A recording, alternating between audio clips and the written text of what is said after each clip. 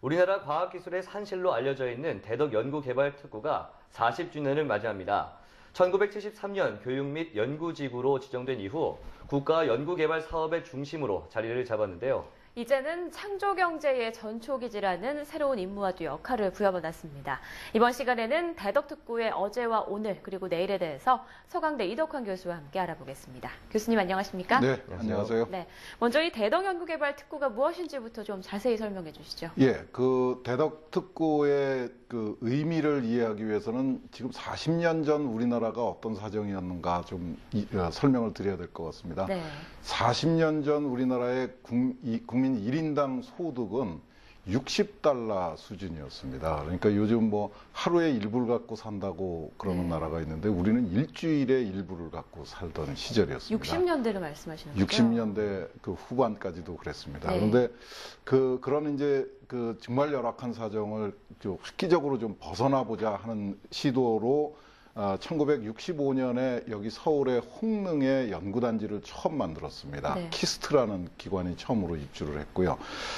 그런데 그 뭐 홍릉 연구단지는 굉장히 규모가 작습니다. 그래서 이제 1973년에 당시 그 최형섭 과학기술처 장관이 처음으로 이제 박정희 대통령한테 새로운 그 연구단지를 만들어야 되겠다 하는 그 보고를 하고 네. 선택을 한 것이 지금의 대덕입니다.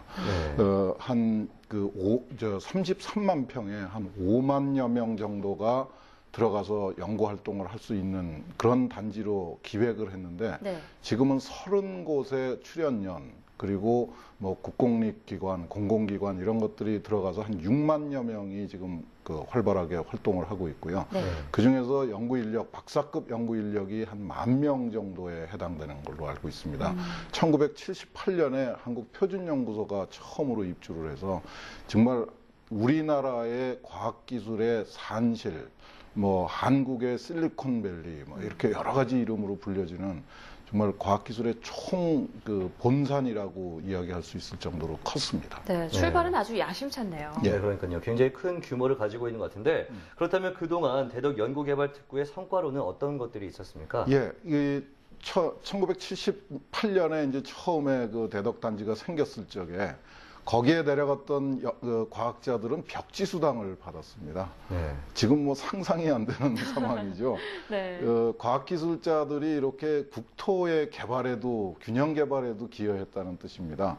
과학기술계가 뭘 했느냐 이런 거 그 평을 많이 듣는데 정말 그 오지에 가서 열악한 교통 환경, 주거 환경을 이겨내고 정말 엄청난 일을 했습니다. 지금 대덕특구는 대전시에 편입이 돼가지고 대전 전체의 발전 그리고 충청남도 전체의 발전을 이끄는 역할도 하고 있습니다.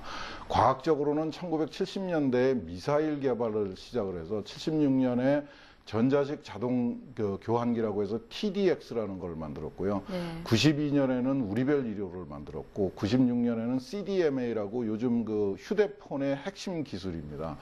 이거 말고도 지금 뭐 K스타를 비롯해서 우리가 언론을 통해서 들었던 우리나라의 과학기술 성과들은 거의 대부분이 이 대덕연구단지하고 관련이 있다고 보고요.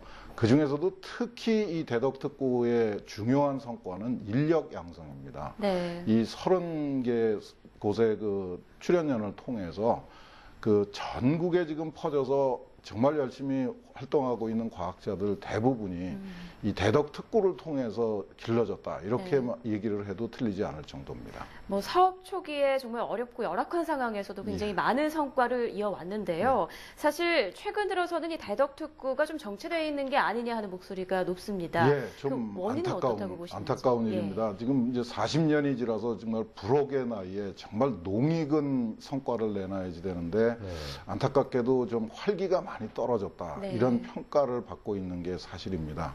그 뭐 여러 가지 이유가 있는데요. 그동안에 그 과학기술에 대한 투자가 그 부족했던 거는 아닌데 뭔가 모르게 좀 그 문제가 있었던 것 같습니다. 우선 대표적으로 문제가 됐던 게 이제 정치권에서 지난 90년대부터 시작해서 정치권에서 정권이 바뀔 때마다 이 대덕특구 흔들기를 시도를 했었습니다. 그렇죠. 그게 아마 가장 심각한 문제였던 것 같고요.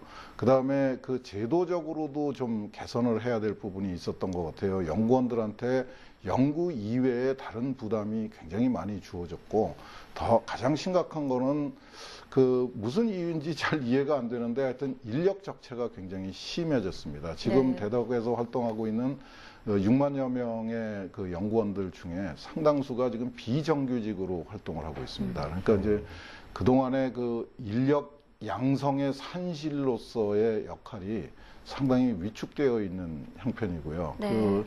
이 제대로 그 인력 그 수급이 제대로 안 되고 있으니까 좀 활력이 없어져가는 그런 안타까운 모습을 좀 보이고 있습니다. 네, 대덕특구가 조금 더 힘을 내고 또 지원도 철저하게 좀 이루어져서 우리나라 과학기술 전진기지로서의 역할을 좀 다시 한번 멋지게 해내기를 기대해 봐야겠습니다. 예, 그래야죠. 네, 교수님 오늘 말씀 고맙습니다. 네.